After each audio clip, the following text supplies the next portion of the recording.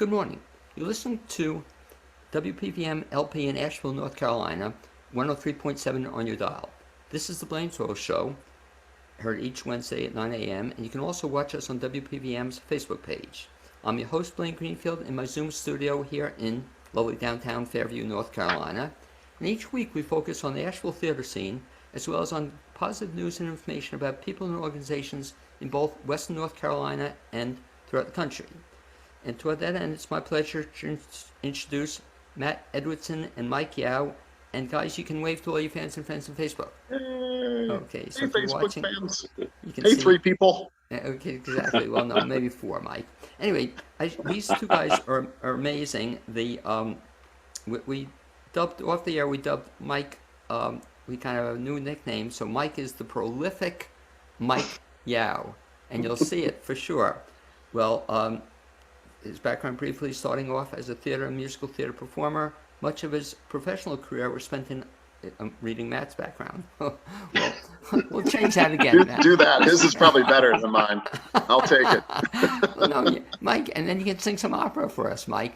Start that again. Oh, no. I started introducing Matt Edwardson, and I didn't sound like Mike. And Matt was an opera singer. You fix it in post. Across the United States and Europe. Recent performances include Wonderful at Heart and David, the Face of Love at Diana Wortham. Other favorite Asheville area performances include Uncle Billy in Miracle of Bedford Falls with Sart, Nikki in Avenue O and at Act, Monty in Gentleman's Guide to Love and Murder at Parkway, and Gabe in Dinner with Friends. That's really cool, Matt. I've seen you in everything since you've been in Asheville. That's really cool. Mike, I'd like to say the same thing too, but I'll mention that Mike has worked in various theatrical companies that will cast and hire me. I like that. From the Center for Art and Inspiration to the Magnetic Theater and all things beyond and in between. His side hustle is working as a tour guide, the actual free walking tours. And Mike, off the air, let's talk about doing a show on that too, if not with you, with whoever's in charge of it. Oh, sure. Give me the contact information. Yeah, she would love that. And you had another side gig too. For a while you were working in the game room. Weren't you working? Yeah, in an escape room. In an escape room too, in your spare time. So and then I do game design and write books, some writing and stuff. Yeah. So the thing is, with what you do you have a pair of roller skates, or how do you get between everywhere you go? So secret underground tunnel. It must be, or you don't sleep. No, he has the secret Star Trek transporter technology. So. Right. And guess what? You don't sleep a lot. About 3 hours a night. I was going to say. I'm just kidding. No, I get a full 8 hours, 7.5. You really believe it or not? I don't know how you do it. But let's talk, Mike. I guess I'll ask you, but I've asked you before. But for the benefit of the two people in Asheville who don't know you at this point in time, how did you get to become a performer? Oh gosh, that's a loaded question. So I started performing when I was in elementary school, but not professionally until 15 years ago, something like that. So I just kind of dabbled, went back and forth. I played some like almost semi-pro baseball, and I was a graphic designer for a while and just kind of floated back and forth.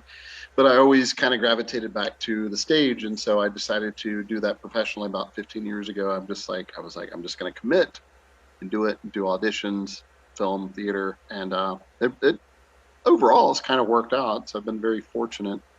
But that, you have to take these side gigs to kind of fill in everything. You have to do like being a tour guide is good as an actor because you're already used to speaking in front of people, you're used to projecting and kind of performing in a way. So it's a natural sort of fit.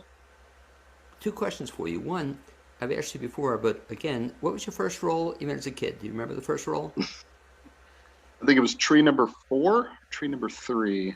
Okay. I might have moved up to number 3. I think I understudied tree number 2. Did you have a speaking role in that? No, I don't think so. But I remember like really committing to being the tree, and I was doing like wind to sound effects, and I don't know. Do you remember your first speaking role? And then it was all downhill from there. God, what was my problem? Actually, it might have been King Arthur. Weirdly enough, of like so tree number 4 to like Camelot. And how I was like a football player. I was like a jock, and they were like, "Hey, do you want to audition for some musical?" And I'm like, "Sure, it's medieval stuff. I like medieval stuff, so I'll do it."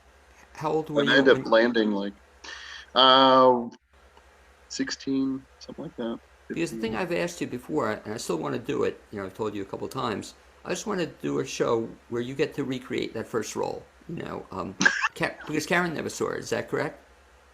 Yes, Karen would be aboard. I don't No, know. She was tree number did, 7. did Karen see the Camelot one? Oh no, that's way before we met. Right, but wouldn't that be cool if we could recreate that, for Magnetic or Sod or somebody as a fundraiser? Everybody does their Yeah, first role, you know. that'd be Uh, awesome. yeah, I think that, Seriously, yeah, you've talked about that before. I know, but nobody's picked up on it, but I do want to do it.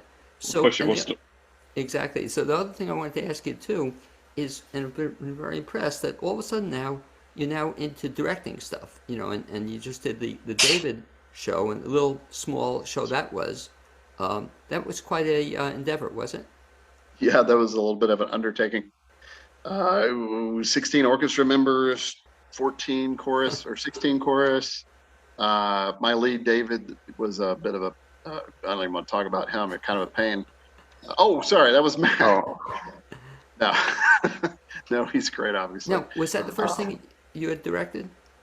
Well, no, I directed a few things down in Atlanta, but mostly children's things. So then suddenly, like this big giant thing. But Fred wanted to hire me to do it. I guess he had faith in me, and I guess it turned out all right. It was good. I was pretty proud of it. It should be. And Matt, I'll turn to you then. The same thing too. You and I have talked before, but your background. How did you get into opera? What made you want to become an opera singer?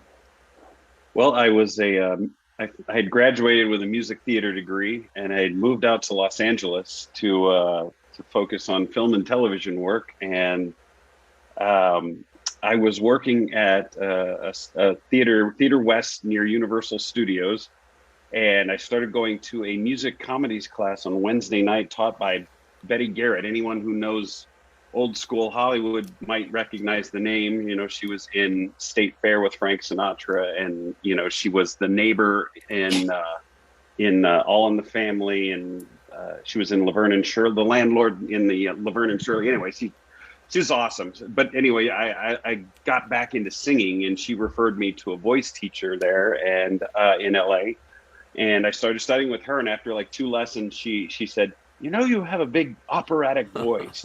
Would that interest you? And I'm like, I don't know. Will it get me work? So we started learning, and I fell in love with opera. I mean, I was a neophyte where it came to opera. I wasn't exposed to it growing up. I had no language skills, so I really had to work on primarily Italian at first because a lot of the roles were in Italian. So I was glad to be able to sort of forge out a career for over a decade, and mostly in opera, and had a lot of fun with it. How many languages do you speak? Fluently. Fluently, I mean, English, I would say I'm semi-fluent in Italian and German. I could get by conversationally, and some smatterings of French, but I wouldn't even call myself semi-fluent in French. But Is that hard to pick up to do an opera in a language you don't speak? yes, because I mean, especially when you're performing it, because for me, as the actor side of me wants to really commit to what I'm singing about and portray it as accurately as possible. So I'm not only learning the language to sing it, I have to at least know roughly what I'm saying so I can commit to acting choices around what I'm saying. So you were an opera singer initially, and then you came out. You've been in this area a bunch of years. What got you into theater then, as opposed to doing opera? Well, I've always loved theater. My career just, it's just one of those things that work begets work, so I started down the opera path, and, it led to things. I did apprentice programs, and that led to jobs. So I was going where the work was. I've always loved theater and music theater, but it wasn't until I kind of stepped away from opera as my sort of primary income-bearing job that I had a little more space to explore other things. And that's when I returned to theater and music theater and sort of dove back into those original loves and But by the way, continue. Back to the person you mentioned, Betty Garrett. Is she still around? She unfortunately passed away about maybe a decade ago. She ended up making it close to 100 years old. When I was working with her, she was already 80. Yeah, that was in the mid 90s, and she was already in her 80s. So the question to ask then too is, in terms of then you did the opera, now you're doing a lot of musical theater, but I've also seen you in some non-musical roles as well. Do you have a preference now as to straight versus musical? Not really. I mean, I love it all. I mean, I definitely love to sing, but I love to connect with the spoken word as well. And, you know, also getting more into film and television work. Like I would say that's an area I'm less exposed to, but my dabblings in it, it's a different form of the art, but I really like it a lot. And the same question to ask Mike, but we'll add a third dimension, Mike. So you've done some musicals a bunch, and you've done some plays as well.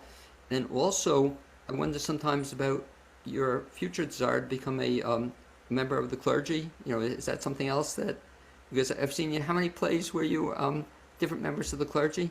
You were in a role. Oh, for there a was while. one particular year where I played 3 priests, or maybe 4. It was so weird. And then I was like a president, like suddenly I went through a president phase. So when I was younger, I went to a military phase. I was always cast as this military, sir, yes, sir, athletic build or whatever.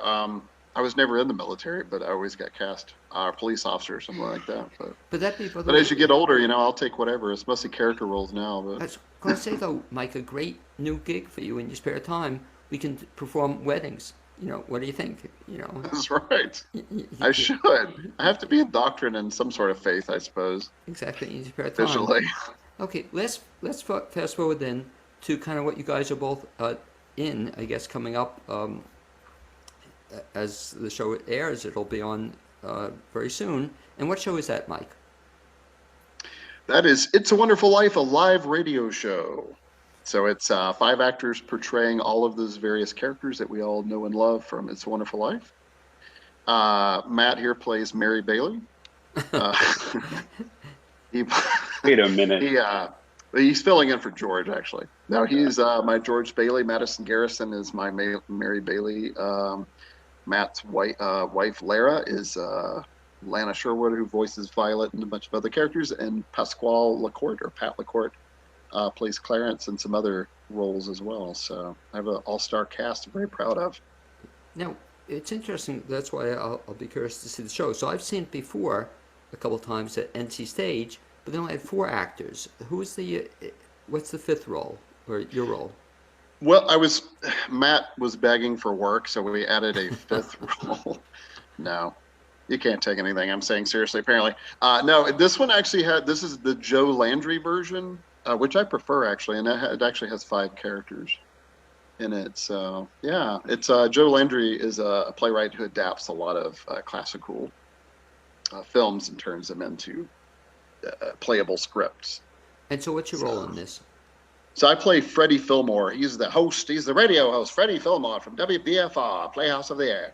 And then so Freddie is the host of this radio show, and he has collected these various actors to portray on Christmas Eve this one big performance of It's a Wonderful Life.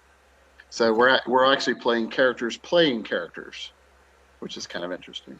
And it's such a marvelous show for people to see. And I'll ask you, and Matt, I'll ask you to jump in on it too. But why should people see this show? I mean, for me, it's a fascinating look. I mean, Mike, add whatever color you want to the conversation, but for me, it's a fascinating look glance back to the era of the radio show. And I looked up clips on YouTube. I found like they filmed, you know, from the 30s and 40s. There's a couple like old films like of actors doing the show, you know, where they're doing the Foley work, like the actors are doing the voices, and they've got the Foley artists making the sound effects.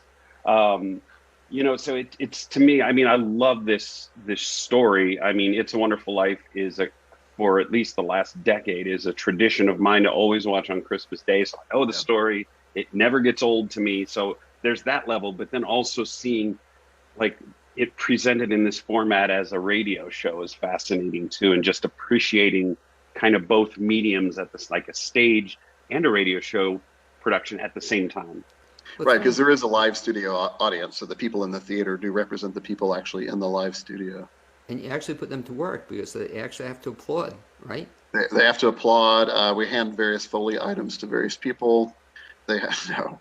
But like Matt said, there is a Foley table, so I think the audience enjoys seeing the actors playing with the different sound effect devices, the train whistle or the broken glass or the wind machine. And Well, you know, it's like funny, Matt Mike, said, that's how they used to perform back in those live radio shows. as you mention it, I've seen this particular show or version of it, must have been maybe 6, 7 times, but I never get tired of it, And even as Matt's describing it, I'm getting kind of a chill. I look forward to it, and it's amazing how they took the movie.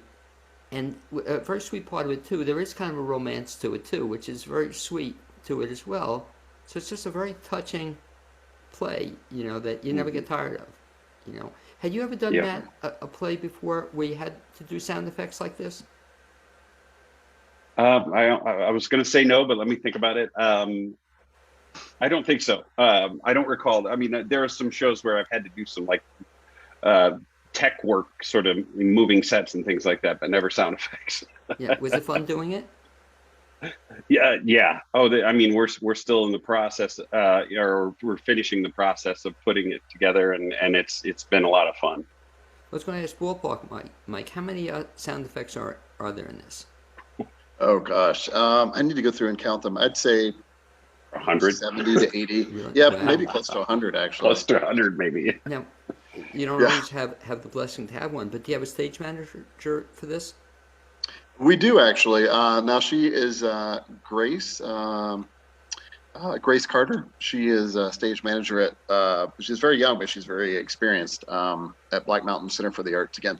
But she hasn't come into play yet. She goes to college up in Maine, so she will be with us December 2nd. We start going into Tech Week. Because I was So saying, right now it's me kind of doing the stage managery thinking- stuff, but it's if ever there was a role for a stage manager, an important role, this is it. With right. 70, props or whatever. That's a lot of work. Yeah, and it's interesting as the stage manager in this show has lines. It's actually an actual character, and they also run the tech booth. So we all actually do all the Foley items. So the actual stage craft before the show will probably be me and Grace both kind of checking the stage, and because she'll actually become sort of house manager in a way as well after that. So Well, too, we'll Mike, see how it works out. Another question that really impressed me with the face of David, that you're doing two things, and I wanted to ask you, how is that for you? It's one thing to be an actor in a play, then to also be directing it. Is that tough? Yeah, it is kind of tough because it's hard to kind of sit back and see the overall picture. But at the same time, it's kind of fun to also be in the trenches, with everyone and kind of sharing the moment with everyone instead of just this eye in the sky sort of figure that some directors might be. But yeah, it's kind of it's fun. Now, with the case with David, it was actually the role that I took. I tried to cast several times and it never worked out. So Fred and Drew were eventually like, "Why don't you do it?" I'm like, "It'll be fine." So And it's just a perfect role for you. You just really hit it. He come in, Matt. I just loved it. He come in with his, he had a particular mannerism for that role, but it was just perfect. I think. What was your? Yeah. You were what was your role? Joab. Yeah, He was David's military commander, basically. So And Matt, same question now. Hence your previous military theme, Mike. right, exactly. Add to it. Now, Matt, same thing too. Have you ever done any directing, or do you want to? I have not at this point. I'd have to say it's not something that's floated across my interest field yet. Maybe it will one day, but right now I enjoy the presentation part of it. Because I don't know We'll if see if this is true about Mike, but I found several directors have told me that they've been actors and then move into directing. They actually prefer it because they don't have to memorize the lines, So that's one thing, to an advantage to it. But I've heard that too. Yeah. True. Well, let me ask you guys too. In this play, though, it comes across as being memorized, but some of you do have the option to look at the script if you want. Yeah, we do hold script because that's actually how they would have done it. Right. So the audience is in on that we're holding the script because it's how. But the trick is to get familiar. So by the time we are done with the rehearsal process, we'll probably have half of it memorized anyway. Right. So then the trick becomes you've got it memorized, but now you have to show the audience that it's not necessarily memorized, and so you have to kind of almost force yourself to look down at the script a few times. But Now, talk about the process too, Mike, of how long this takes to put on from the fact that you get the gig as going to be the director, and then did you cast it at that point in time? yeah, I hand cast it. I didn't do open auditions for it. I kind of knew who I wanted to go after. It's kind of funny. I used to kind of criticize directors doing that, Yeah. and now I'm doing it myself. But now I kind of get it. Like if there's a certain thing, a certain package you're trying to put together, whereas David was open casting as we needed so many, a lot of roles to fill. And talk about how long the process takes. So you started rehearsal on this how long? Is this for me? Yeah. We actually just started a couple of weeks ago. So the good thing about not having to fully memorize it, we don't really have to rehearse quite as much. But we're still going to make it count because we want to get our character relationships down. There's a lot of vocal acting in this show, making the characters very distinct vocally, and also a little bit of mannerisms as well. So it almost requires really just about as much rehearsal, not quite, but almost as much as like a fully memorized show, in my opinion, just to really kind of get it down. And the same thing too, Matt. Now it's interesting that the two of you are performing together. You with your wife. Have you performed before with your wife? Yes, I think this is our maybe fifth or sixth show together. And the question is, and I've asked that of Mike as well, but do you enjoy performing with Lara? I do. That was a bad question. Yeah, exactly. Is she near me? No, but She's behind me, isn't she? Talk about the process of performing with your wife. No, I mean I've always enjoyed it, and hey, that's how we originally met doing Pirates of Penzance together years ago. So I'm grateful for that. No, I've always enjoyed sharing the stage with Lara. She inspires me. I mean, it's always great to work off other talented actors because you feel like you step up to their level. So she's super talented, and she brings the quality up in any production. So it forces me to be on my toes as well. Now, that's the question I've asked to Mike, and his answer is a little bit different, if I recall. But in terms of rehearsing for the play, do you also read lines with each other? Yeah, we do a lot. I mean, even shows that we're not in together, sometimes we'll help each other run lines just to help the other person get off book as quickly as possible. And Mike, I think are you the exception to that? Or somebody is the exception that they don't run lines with their spouse. Yeah, I'm kind of the exception. So Right, I thought it was. Karen and I sort of like, we have different methodologies, and we sometimes like butt heads slightly, like in a good way, because we love each other to death. But it's like we just kind of, she does her thing and I sort of do my thing, and occasionally we might run some line, just do something really quick together. But we have different methods really of memorization. She'll record stuff, and I'm very old school, just repetition over and over with the script. I don't listen to recording or anything like that. So, I live in the 1920s apparently. It is a bit of a minefield. So the way I do it when I'm reading with her is I don't give any direction unless she asks me suggestions, because that's not my. I make no comments. I'm just there to read. Now, also, Mike, you've also, which is kind of interesting, you performed a bunch of times with Karen, but sometimes I kind of give you guys credit because not only you're not performing together, you're in different parts of the county. It seems like I've seen that happen, and sometimes you even had to miss a show from Karen, right? Because you've been in rehearsals or acting as well. Right, she's going to miss It's a Wonderful Life. I'll be able to see her Christmas Carol at SART though, because they have Thursday performances. Okay. So, but you're right. Yeah, sometimes I'm sure it's happened with Matt and Lara as well. But yeah, one of the things I think it's too bad, and I know there are copyright restrictions or whatnot, but I always thought it was too bad, Matt, that they don't film everything. That even just for the actors themselves, archive. Yeah. Or to have legs, and you're seeing, Matt, and Mike, you're seeing as well, more and more theaters are starting to do this, that if you can't come to it, you can still see it, which some people say that's a bad idea. I think it's great. It's great. It gives more... Yeah, I mean, especially with the evolution of theater during the pandemic, more theaters are exploring the live streaming option moving forward as something they might offer. So if you're live streaming it, you might as well also just record it and then, make it available afterwards too, if you're not. Yeah, Right. and- We did that for David, the Faces of Love, by the way, at Dinah Wortham. which I So thought was great.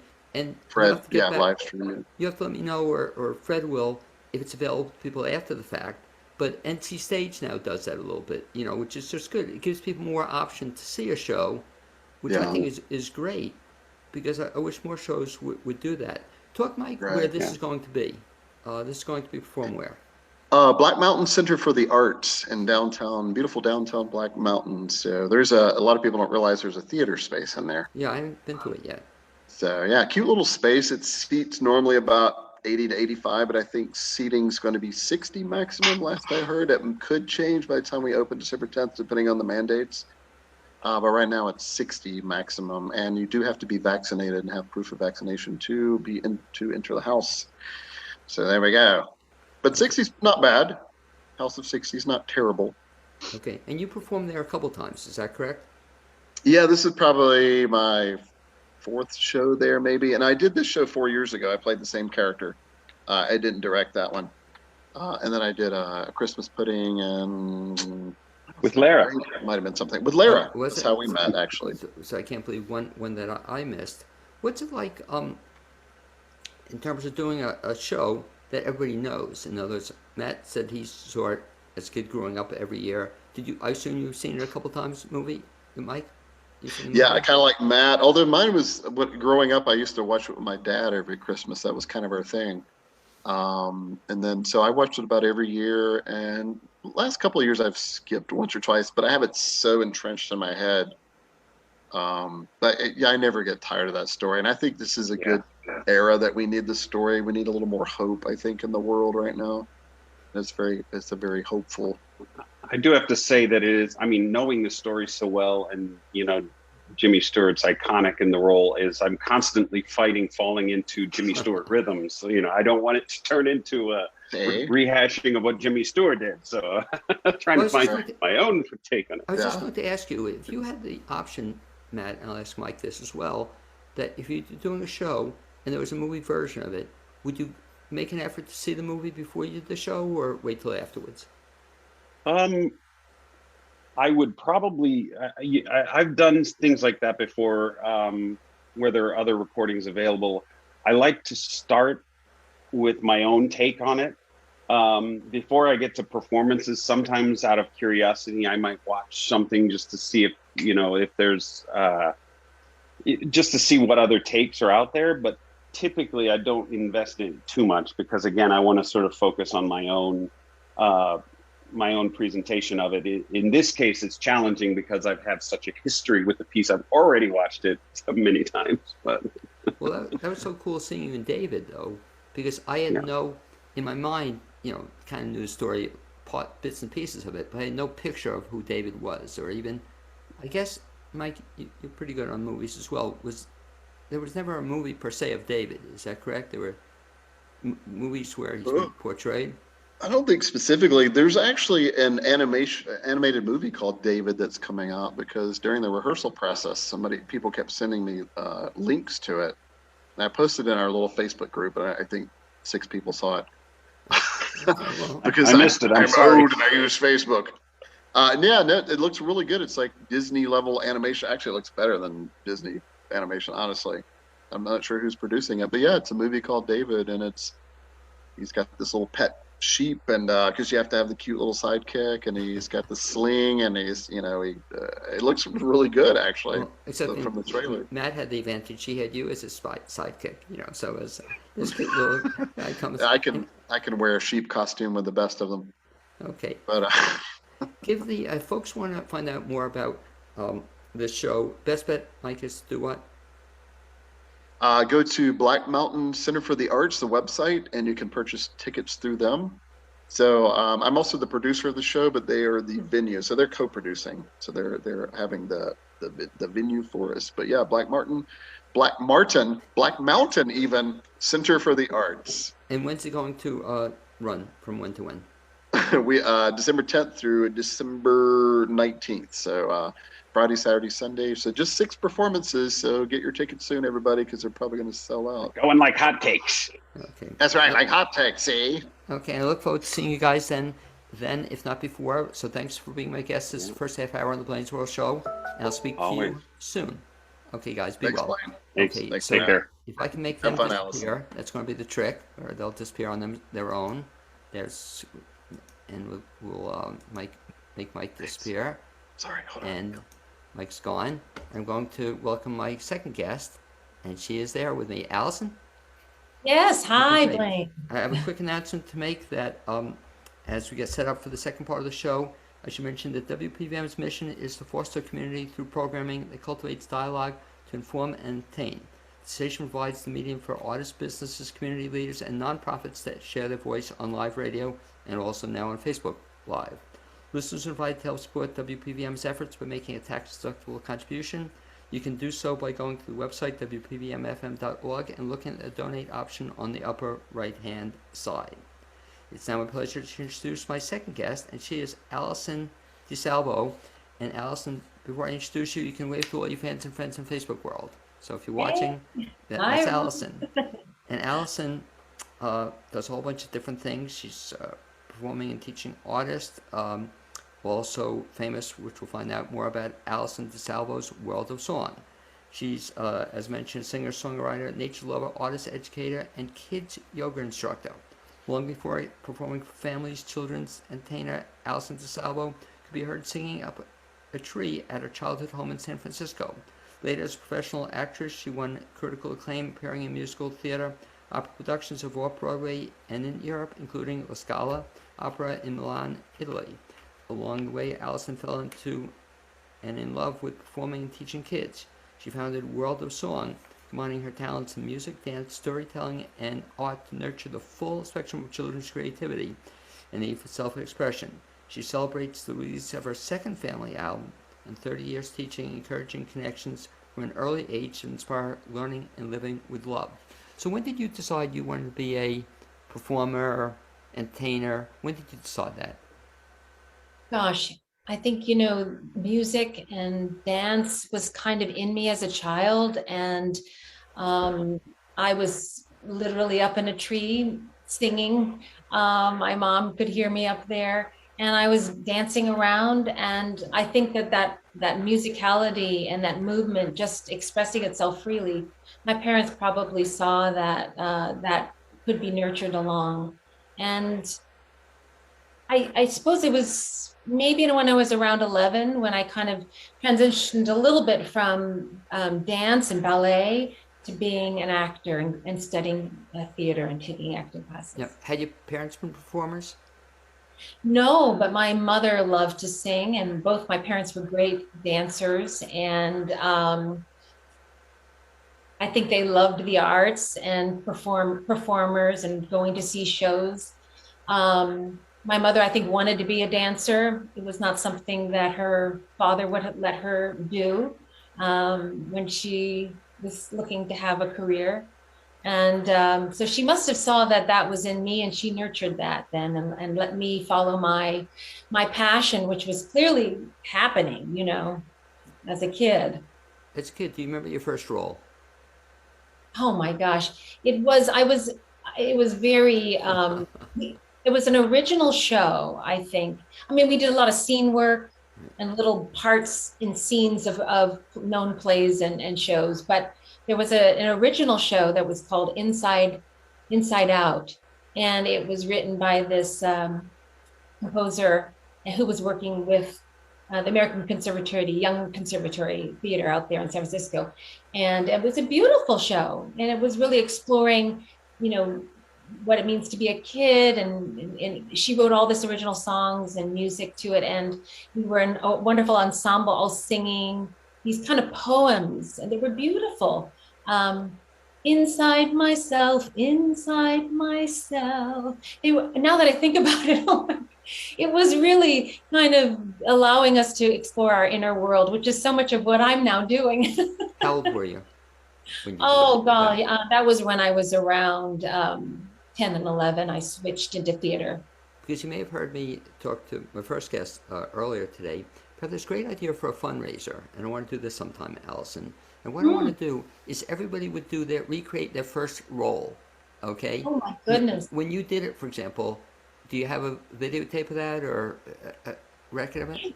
There might be an archive of it. I don't think I have them. But I did find the audio recording not cool. long ago. But wouldn't it be cool to actually do the show and do a fundraiser for some local theater? Everybody comes out, does their first role, so you could recreate it, so you have it the rest of your life, whatever. I've always wanted to do that. So oh, wow. you started 11ish, you started performing. You went to school then for performing arts? I did. I went to NYU, was in the Tisch School of the Arts there. Sure. And was in the drama department, and graduated with my degree from there. So that's where I got my more formal training, and I was part of you studied with a studio too, and so all the kids were parceled out to different studios, and I happened to be with the Lee Strasberg Theater Institute there. So yeah, that was my formal acting and drama training. And I had Go ahead. I had the great opportunities to work with some very professional people in the actual theater world at the time. The producer for the shows at the school, the main stage shows, had those contacts, and he brought them in for many of the students to work with. But there was a lot of experimental theater and original shows being written and merging of plays and music. So it was very eclectic. And yeah, I got some of my first professional work right out of school. Is that person still around, you mentioned? The person, his name was John Wolfe. Okay. Well, John Wolfe was the producer. Right. He was actually one of the producers of Dracula on Broadway. And he knew a man named Robert Wilson. And Robert Wilson is still alive. John Wolfe is unfortunately no longer with us. He was quite a remarkable person. Well, the second person you mentioned, thank you for mentioning it, because I always like giving a shout out. So we'll give him a copy of this clip, saying that he made the BLAINESWORLD show. We talked about all these years afterwards. So that's right.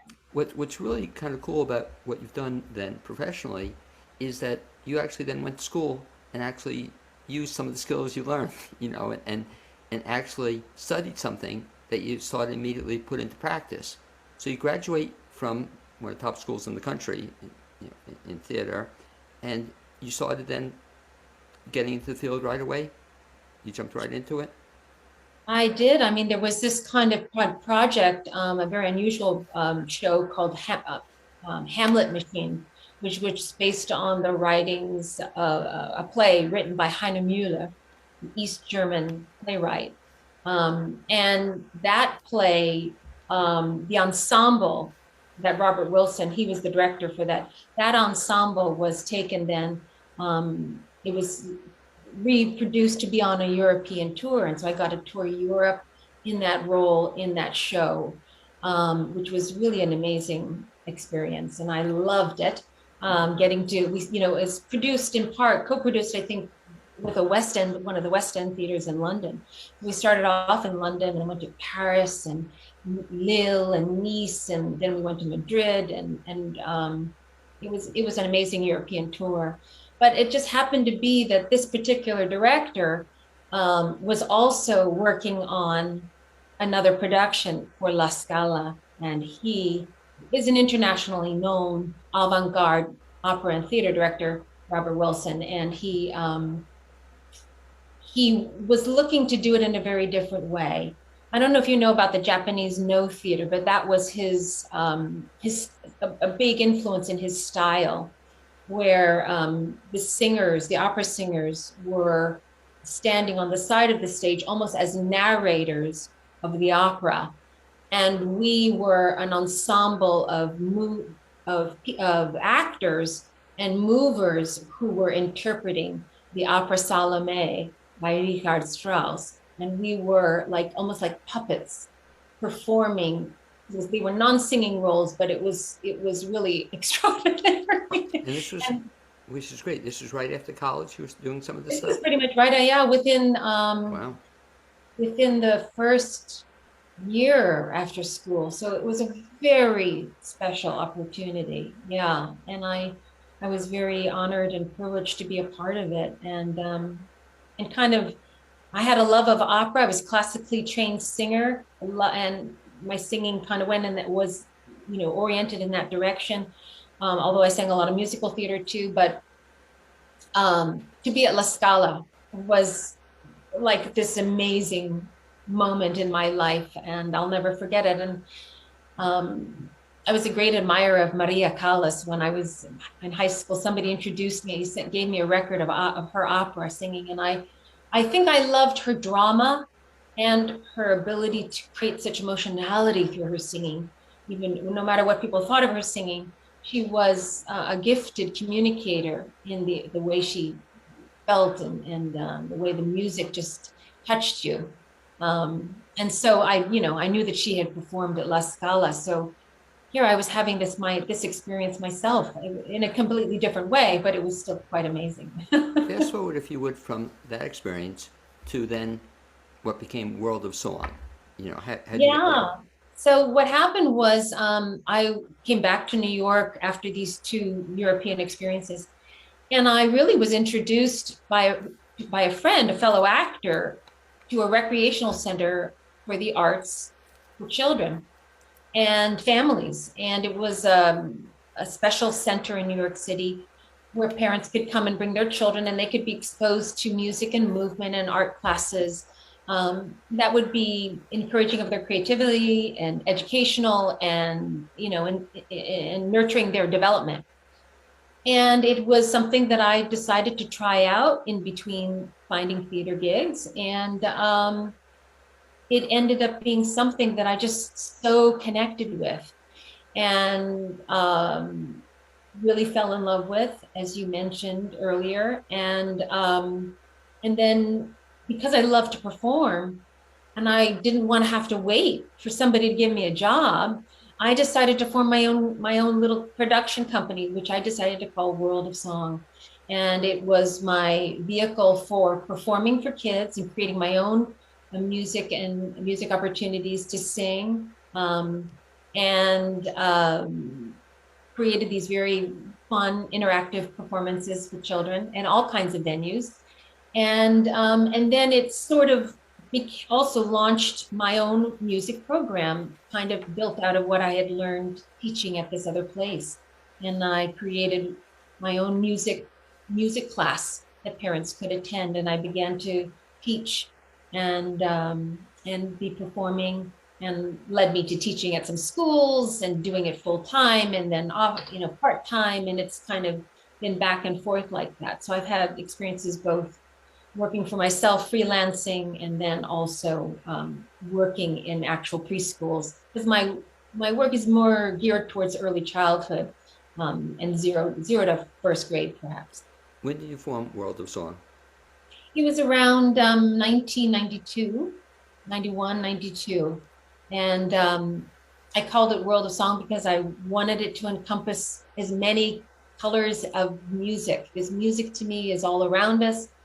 It's life itself, and I wanted it to just be really open, so that I could, bring everything that I feel about what music means to me, that world of music, that's all the kinds of music that exist, but also the inner world of the songs, the learning that can happen in that space, and how it's educational for all the ways in which children learn. It's actually a great title for a company, So you took World of Song then, and at the same time you were also writing music, or you writing songs?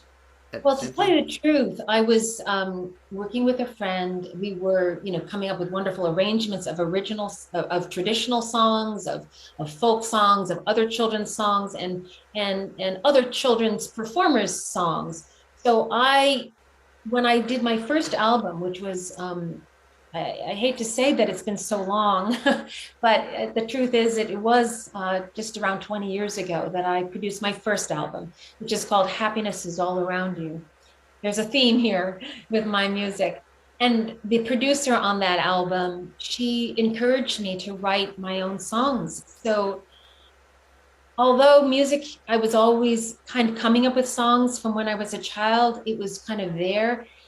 It was almost like she just opened that door that gave me permission for it to happen for me to do it. And I had never really sat down to do that myself. So that's when it began, with my first album, which is a mix of traditional songs, original songs, and some covers of other wonderful artists, children's Now, music.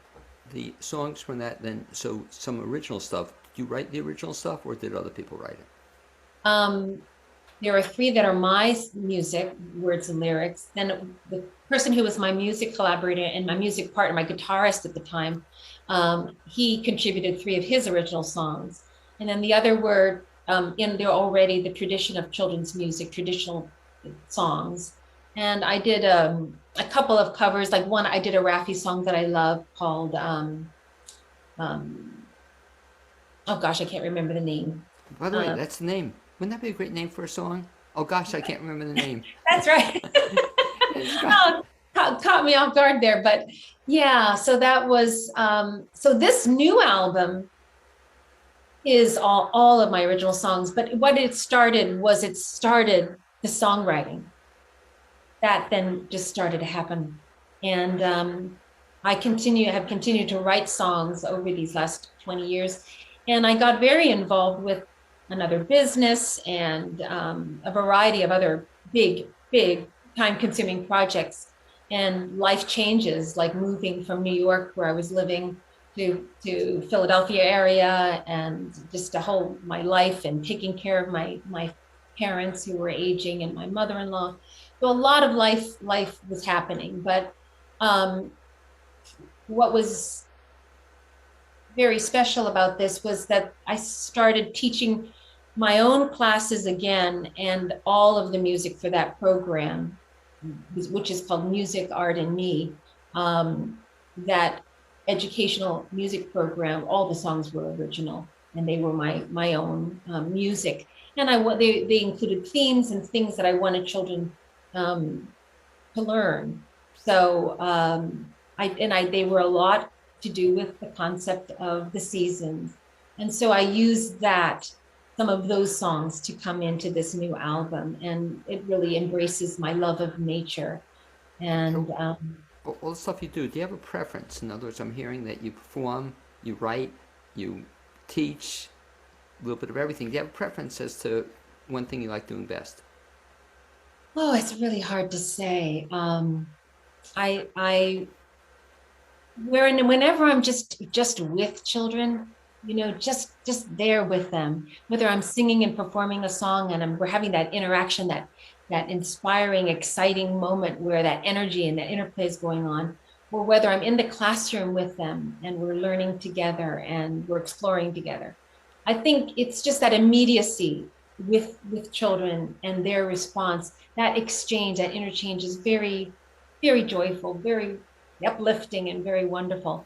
And I see them both in the same, because teaching, there's an element of performance, and in performance, for me, there's the educational elements that I'm bringing to the performance as well. So some people like to call it edutainment, but it is education and entertainment combined. Now, before we run out of time, let me put you on the spot for a couple of things. One, I'd like to hear then one of these songs. I think you said either you can sing it or you can show a clip of it. Why don't you introduce this one song, if you would? Well, the album is called "It's a Beautiful World," and this is the cover of it Now, here. This is the latest one, right? This is the latest one, yeah. Gotcha. I'll just sing a little bit of the beginning of "It's a Beautiful World," which is the title track and the whole theme of the song. It is an autumn themed song. The songs go through the different seasons. So it goes, up, up, up in a great big tree, autumn leaves fall down on me. Winds will blow and birds will fly to warmer places in southern skies. It's a beautiful world, full of joy and light. Smiling faces and friendly places. Oh, I love it. Wave high as the birds fly by. So it's about those those amazing moments, you know, especially this time of year here where we are on the East Coast, and those birds start their southern migration, and you see them and you hear them and you feel them. And I always think, you know, we've got to meet the world. The world is singing to us. It's bringing its joy and its music to us. And that's a beautiful thing. It is a beautiful world. So that's the title track. I love it. Do you have a video of that or a music video of that? I'm going to be working on that one. I'm I'd love to starting to get into making videos. So there's a lot to do. I can show you a little bit of a song called Turtle, My Friend, if you like. Do you have time for that? And this is from another, This is from the same album. Great. Another song? Yes, there are 15 songs on this album. This is another of the songs. And I'll share my screen with you. That'd be great. Oh, I think you have to enable me again. Okay, let me see if we can get this going. Share screen. One participant share.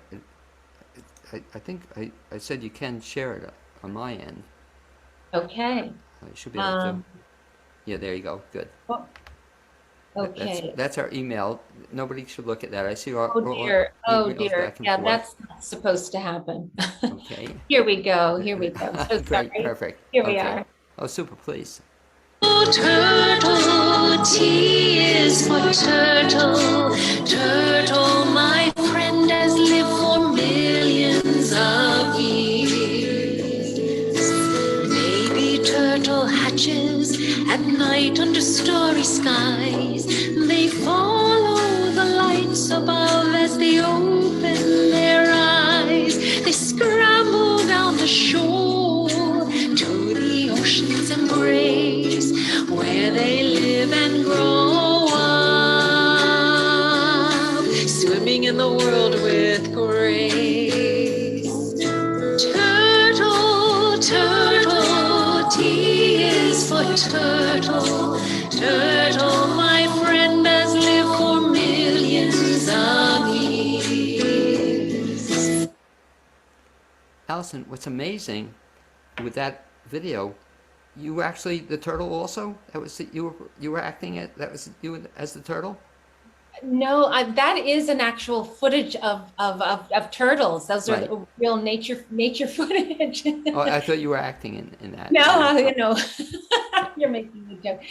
No, but that was really a sweet song. So that's now, is that a video out, or are you going to put That is a video that's out. It's on my YouTube channel, which I've just kind of beginning to build on my channel.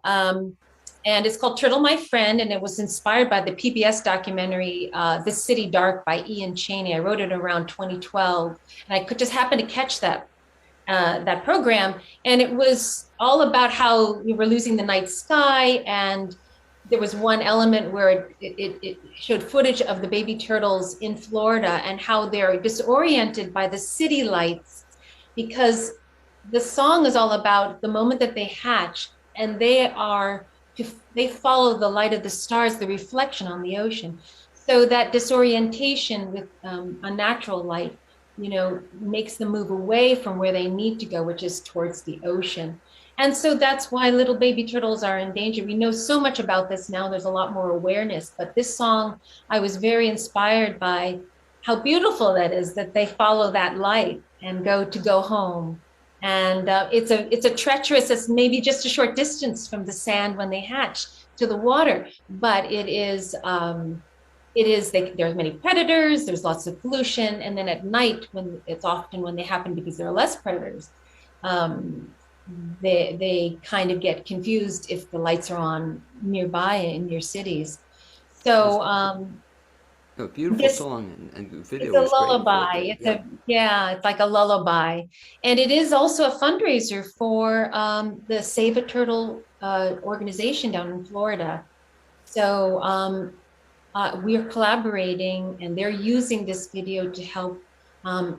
It's part of their educational mobile trailer where they go to communities throughout the nesting season and talk about it. So this was something that they are allowing me to work with them to share the video to help children understand.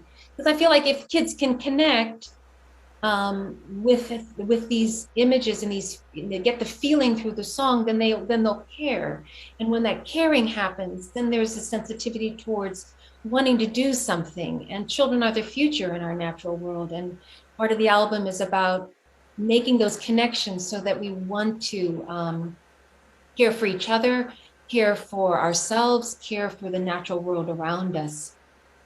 Also, if folks want to find out more, either about the album or you or performing or some of the teaching you do, what's the best bet? My website, worldofsong.com. It's all one word, worldofsong.com. And that's where people can write to me, contact me, and I can get back to them on any of their interests in the local area. I'm also available to do some virtual interactions in classrooms, and perhaps performances as well, since we're not live so much right now, especially with kids. But I hope to be getting out and into various places live, come the spring, and be outdoors as well. So as things get better. Well, you mentioned in terms of performing elsewhere, talk a little bit about the fact that your career, I guess, is also taking you to China as well.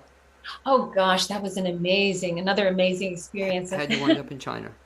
How did I wind up in China? Well, friend that I met at NYU who was from China, and we did the show Carousel together. She was a Chinese opera singer, but came to New York for her study. And we became friends. We were in this production together at school, and we became friends. And all these years later have remained friends. And she created a company called the Chinese Theater Works.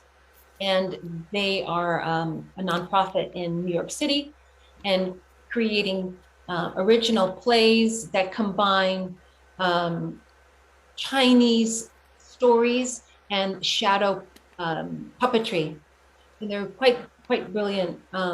She and her husband have formed, and the artistic directors. So they go to China, they lecture, they teach about shadow puppetry, which is a kind of a lost art in China, believe it or not.